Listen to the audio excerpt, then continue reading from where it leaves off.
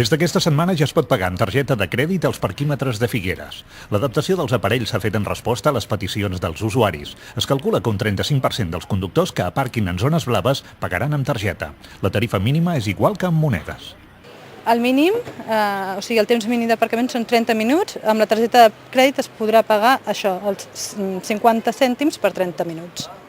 A l'actualitat tenim 416 places de zones blaves repartides per tot el centre de la ciutat. Es calcula que amb el nou sistema de pagament mitjançant targeta de crèdit, el 35% dels usuaris faran ús d'aquest servei.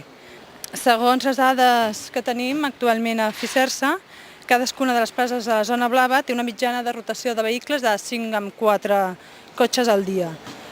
Les places estan ocupades més o menys uns 73 minuts per vehicle i per usuari al dia.